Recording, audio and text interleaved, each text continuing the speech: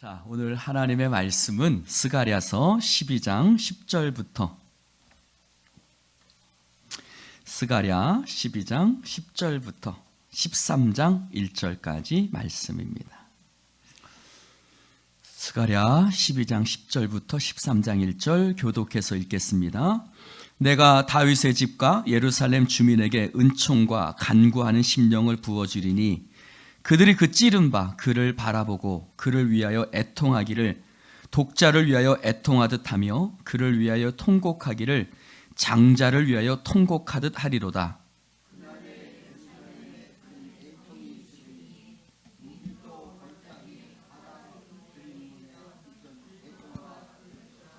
온 땅 각 족속이 따로 애통하되 다윗의 족속이 따로 하고 그들의 아내들이 따로 하며 나단의 족속이 따로 하고 그들의 아내들이 따로 하며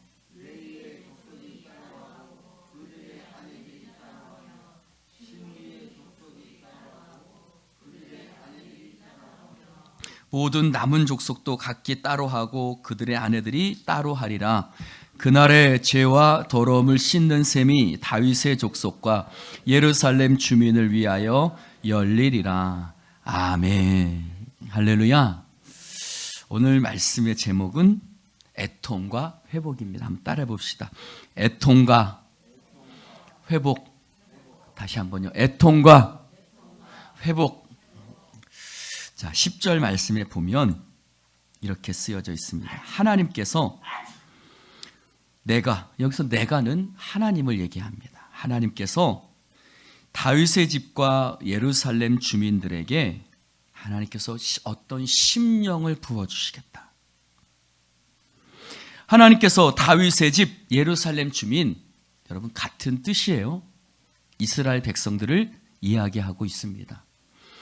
하나님께서 다윗의 족속과 예루살렘 주민들에게 하나님께서 어떠한 심령을 부어주시겠다라고 얘기를 하고 있습니다. 여러분, 저를 보세요. 심령이라는 것은 루아흐예요. 우리의 영을 얘기해요. 우리의 마음을 얘기하기도 하고 생명을 얘기해요.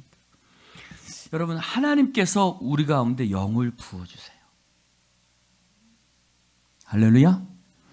어떠한 영을 부어주시고 회개의 영도 부어주시기도 하고요. 자원하는 영도 부어주시게 하고요. 성령을 부어서 복음을 전하게도 하시고요. 할렐루야. 하나님께서 영을 부어주세요. 어떤 마음을 부어주신다는 거예요. 요엘서에 보면은 하나님께서 내가 내 남종과 여종에게 내 영을 부어줄 것이다 라고 말씀하셨어요. 할렐루야. 하나님께서 남종과 여종에게 하나님의 영을 부어주시면 그들이 예언하고 주의 이름을 부르게 될 것이고, 그래서 하나님께서 하나님의 영을 부어주실 때 어떤 놀라운 회복의 역사들이 일어나요. 하나님께서 우리 예수인 교회에도 하나님의 영을 부어주시기를 주님의 이름으로 축원합니다. 성령을 부어주시기를 축원하고 우리 가운데 자원하는 영을 부어주시기를 축원하고 예배 시간에 아멘하는 영을 좀 부어주시기를 축원합니다. 네. 할렐루야.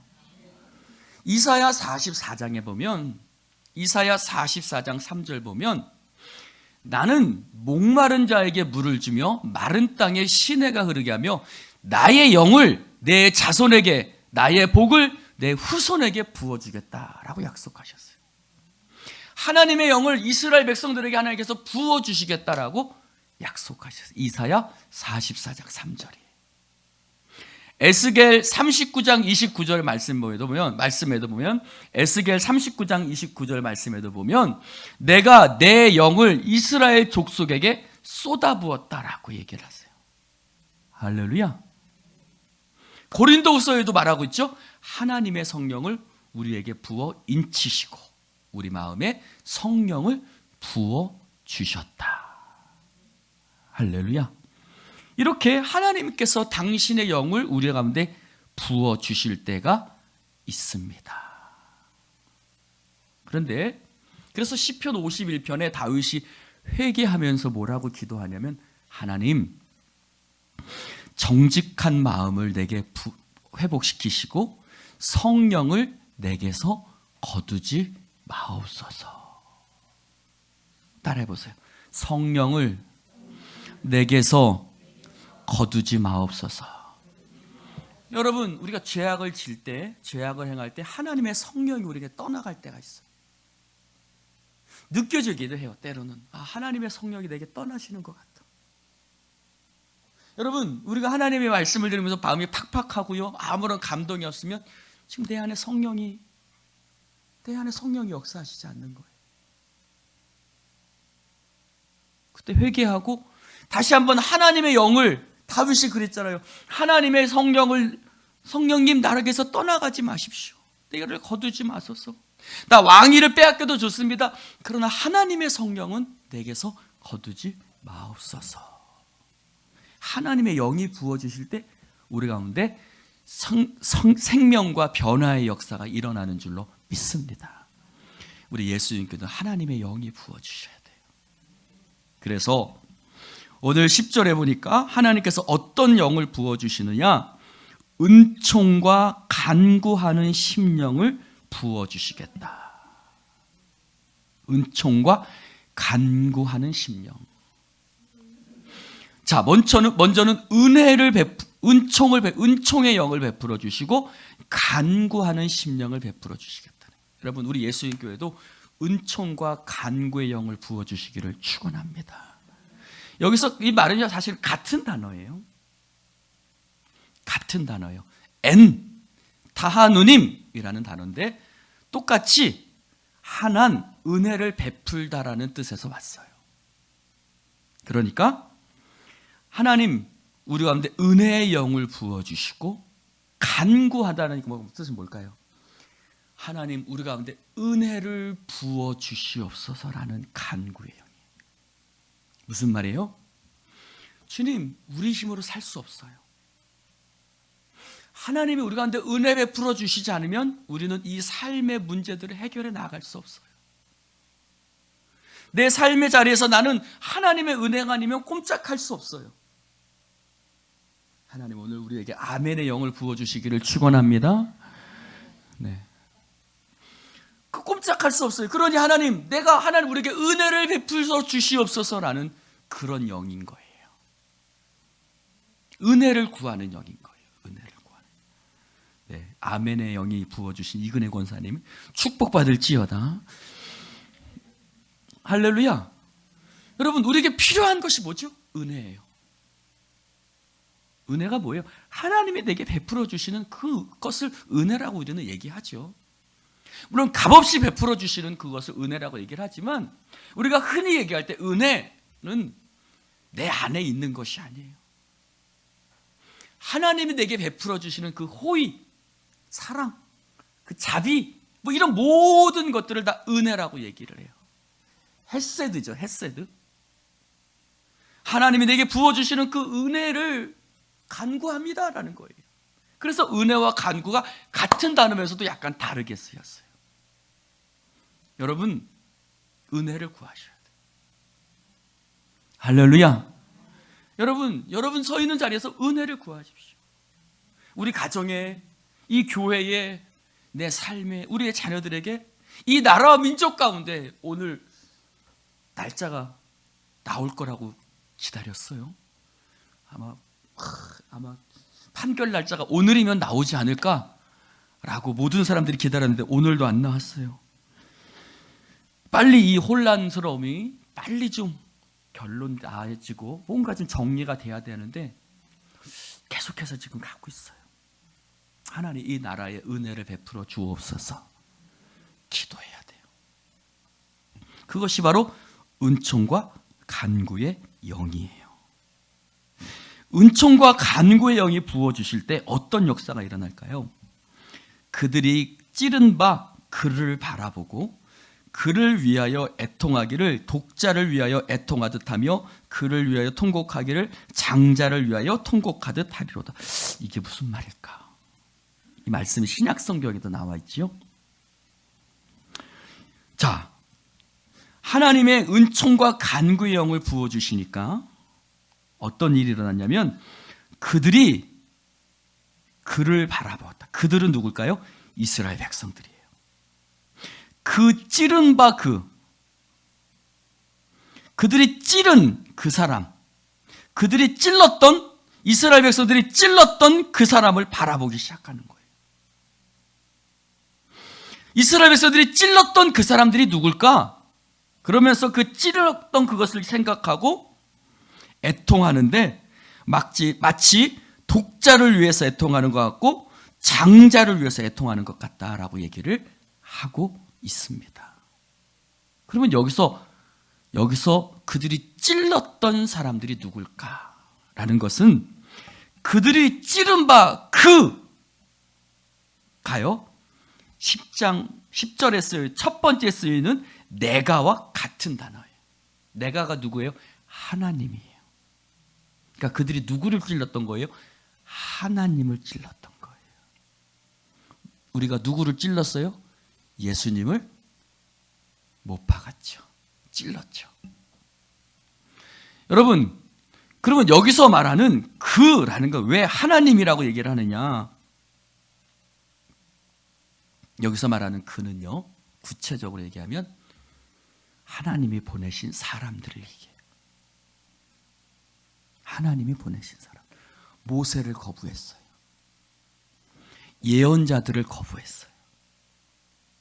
하나님의 명령을 거역했다고 그들의 행실을 고발하는 제사장 여호야다의 아들 스가랴를 역대하에 보면 돌로 쳐 죽였어요. 선지자들을 죽였어요. 서기관들을 죽였어요. 예수님을 십자가에 못 박았어요. 사도행전 7장 52절 스데반은 뭐라 그러냐면 그들이 선지자들 가운데 박해하지 않은 이가 없다라고 얘기해요. 너희들이 선지자들 가운데 박해하지 않은 선지자들이 없어 라고 이스라엘 백성들을 향해서 얘기해요. 너희들이 하나님이 보내신 선지자들 중에 너희들이 누구를 선대했어? 너희들은 늘 하나님이 보내신 선지자들을 박해했어 라고 얘기합니다. 여러분은 하나님의 말씀을 전하는 자들을 박해합니까? 선대합니까? 받아들입니까? 찌릅니까? 여러분의 죄악을 지적하고 여러분의 행실의 잘못을 지적하는 하나님의 종들을 여러분은 찌릅니까? 영접합니까? 여러분, 그들이 찌른 바 그를 바라봐. 그들은 하나님을 찔렀는데 주의 종들을 찌른 것은 누구를 찌른 거예요? 하나님을 찌른 거예요. 사무엘사 8장 7절에 보니까 이스라엘 백성들이 누구를 요구해요? 왕을 요구해요. 사무엘 선지자가 서운해 가서 하나님 앞에 기도했더니 하나님 뭐라 그래요? 너를 버린 게 아니라 하나님을 버린 거야. 너를 버린 게 아니라 나를 버린 거야 라고 하나님 말씀하세요. 주의 종을 버린 건요, 하나님을 버리는 거예요.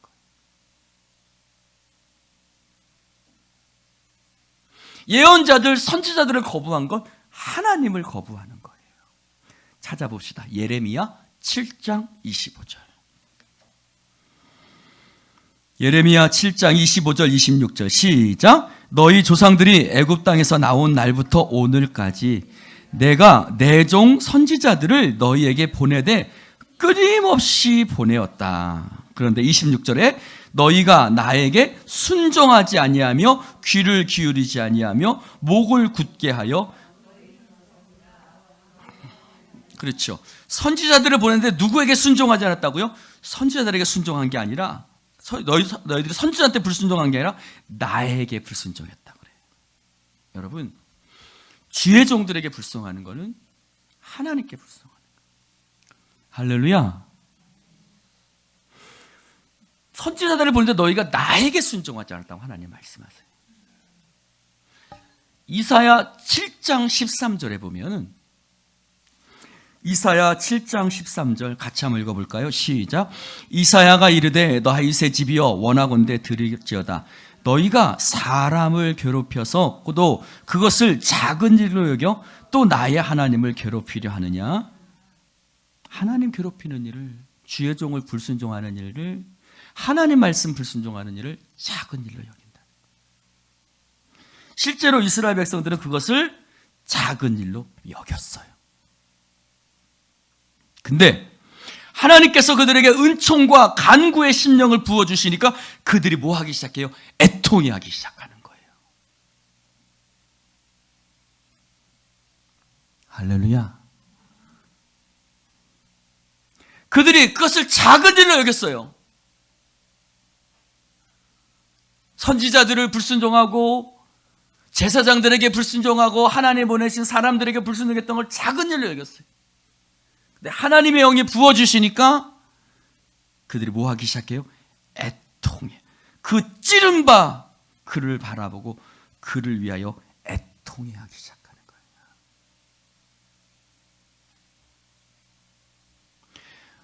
내가 하나님이 보내신 사람들을 거부했구나.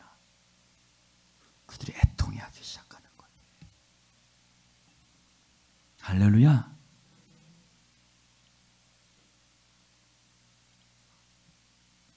여러분, 주의 종과의 관계를 잘 하십시오. 주의 종과의 관계가 틀어지고 하나님과의 관계가 올바를 수 없습니다. 여기서 그들이 찌른 것은 바로 그들이에요. 그들은 자신들이 했던 일을 기억하면서 애통해하기 시작합니다. 근데 어느 정도로 애통해하느냐? 독자를 잃은 것처럼. 독자는 가장 소중한 자식이죠. 하나밖에 없는. 장자도 마찬가지고. 독자를 잃은 것처럼, 장자를 잃은 것처럼 그들이 통곡하기 시작합니다. 고통스럽고 비통해하는 거죠. 여러분, 자, 저를 보세요. 우리가 하나님 앞에 하나님이 보내신 말씀을, 주의 종들을 그것에 대해서 불순종하고 그것에 대해서 애통해했던 것들을 애통해하는 거예요.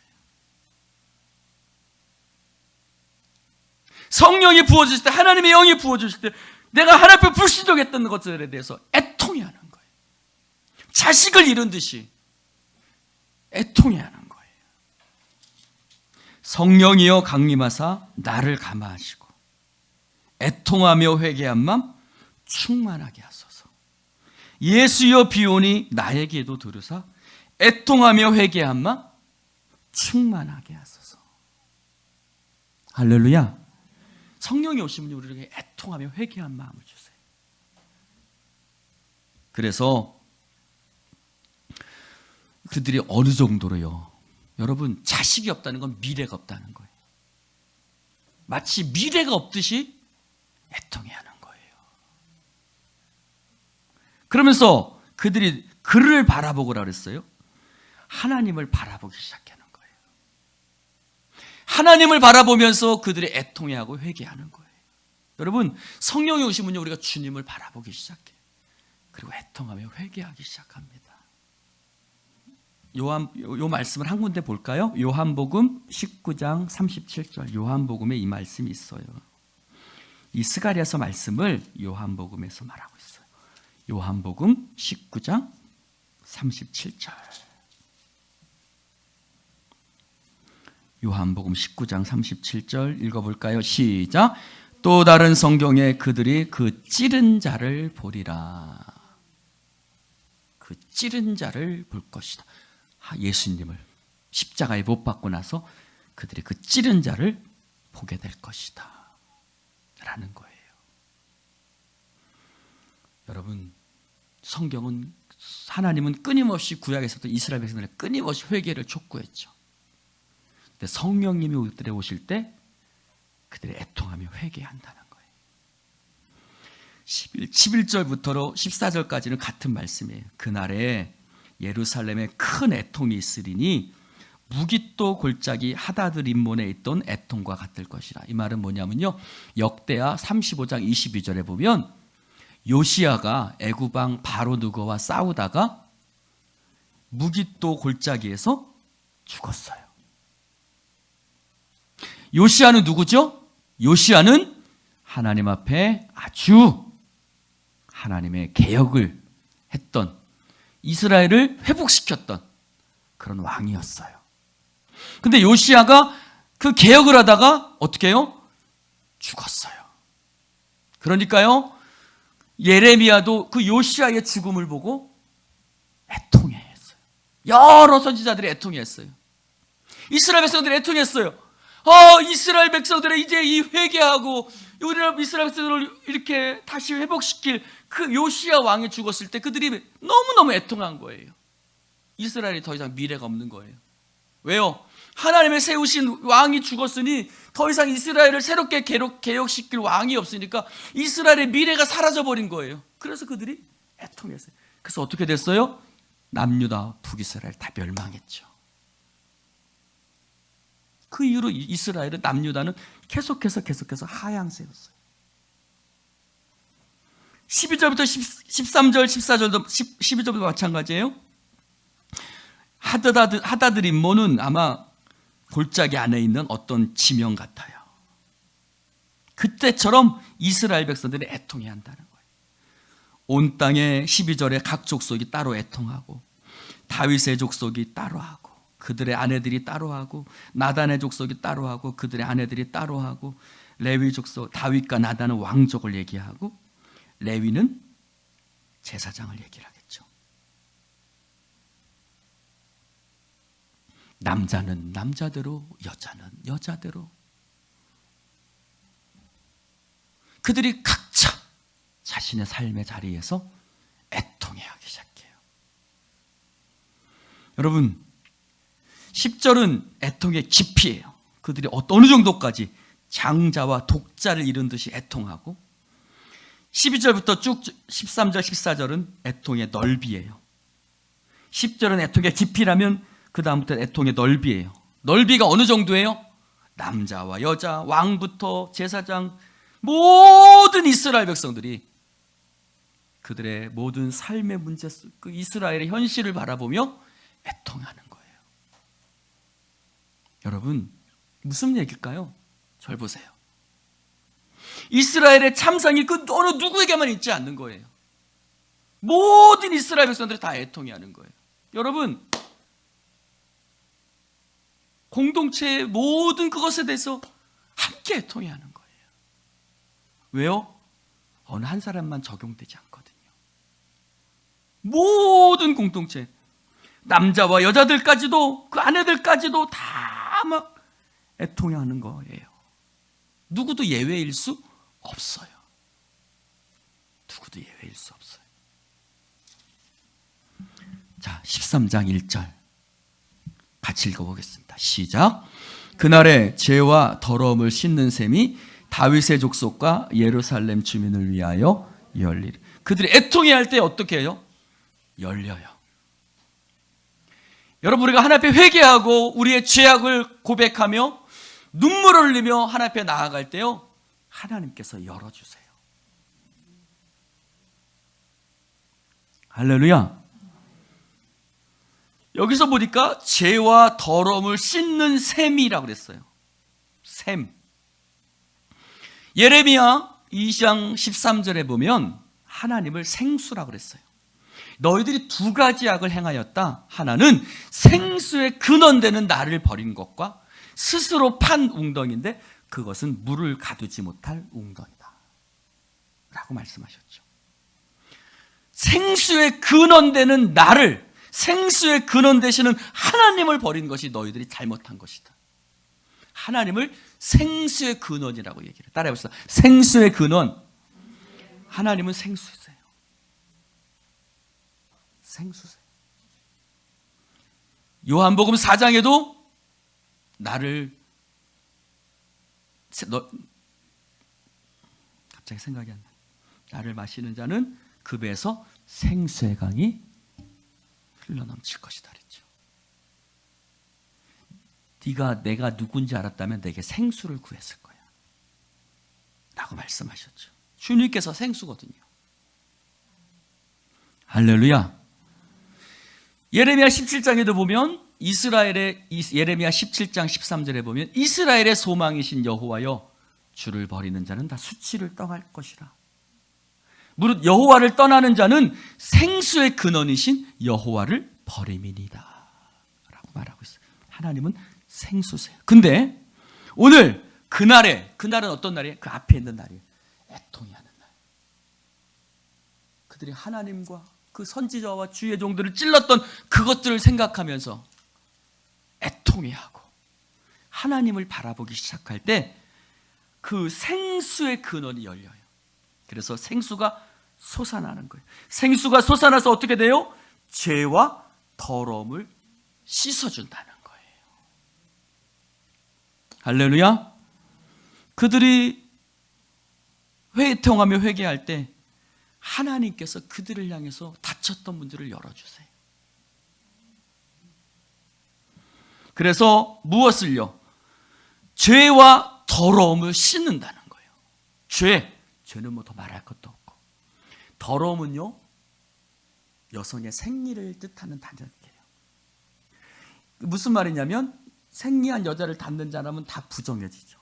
그 모든 부정한 것들, 그들 안에 모든 더러운 것들이 다 씻겨지는 거예요.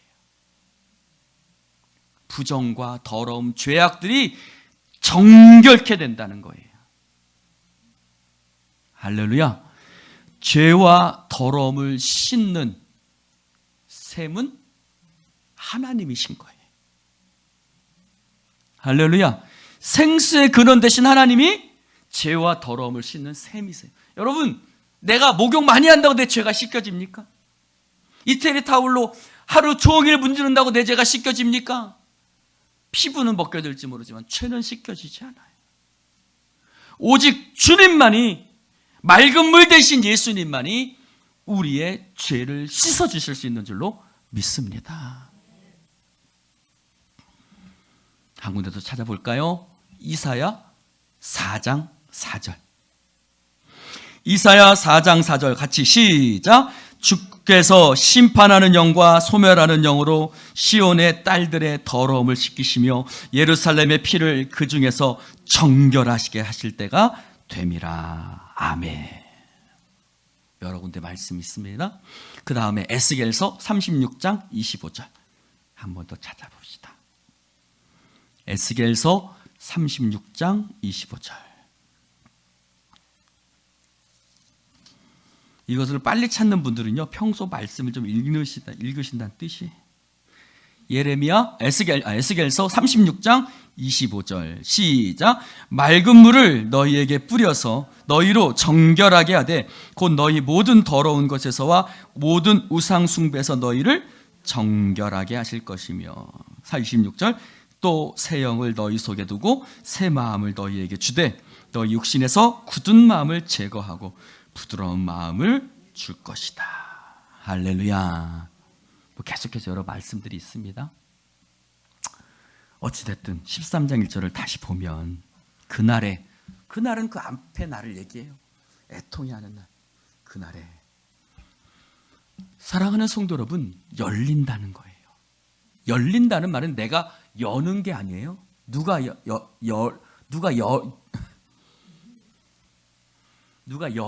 열어주셔야 열리는 거예요. 즉 여러분, 바울과 실라가 감옥에 갇혔어요. 그들이 감옥 문을 열지 않았어요. 누가 열어주셨어요. 그걸 열린다라고 표현해요. 그러면 죄와 더러움을 씻는 셈이 내가 여는 게 아니에요. 그들이 애통하며 회개할 때 하나님께서 열어주신다는 거예요. 수동태죠. 우리가 하나님께 애통하며 회개할 때요, 하나님 여러분의 삶을 열어주세요. 할렐루야. 여러분, 내가 여는 거 아니에요. 교회의 문도 내가 여는 거 아니에요. 여러분의 자녀의 문도 내가 여는 거 아니에요. 하나님이 열어주시는 거예요. 하나님이 열어주셔야 열리는 거예요. 그래서 열리리라 라고 그랬잖아요. 열리리라, 열릴 것이야. 하나님이 열어주신다는 거예요. 그날에 하나님의 영을 부어주시고 자신들이 여태까지 찔렀던 예언자, 곧 그것은 하나님이었어요. 하나님을 찔렀던 것을, 하나님의 말씀을 찔렀던 것들을, 주의 종들을 찔렀던 것들을 그들이 깨닫게 될 것이고 그것으로 크게 애통해하며 그 슬픔은 너무너무 깊을 거예요. 그러나 그때, 그날에 그들을 위해서 죄와 더러움을 씻는 샘이 열려져서 다윗의 족속과 예루살렘 주민들을 깨끗하게 씻어 주실 줄로 믿습니다. 여러분, 애통해야 하지만 회복이 있는 거예요. 이 땅에 예수 그리스도, 예수님의 죽으심을 통해서 오늘 우리에게 정결케 하는 샘이, 정결케 하는 샘이 열린 줄로 믿습니다. 여러분, 하나님 우리를 사랑하셔서, 하나님이 세상을 이처럼 사랑하사 독생자를 주셨어요. 그래서 우리가 아직 죄인 되었을 때에 그 아들 예수를 십자가 위에 못 박으심으로 말미암아 우리에게 정결케 하는 샘을 열어 주신 줄로 믿습니다.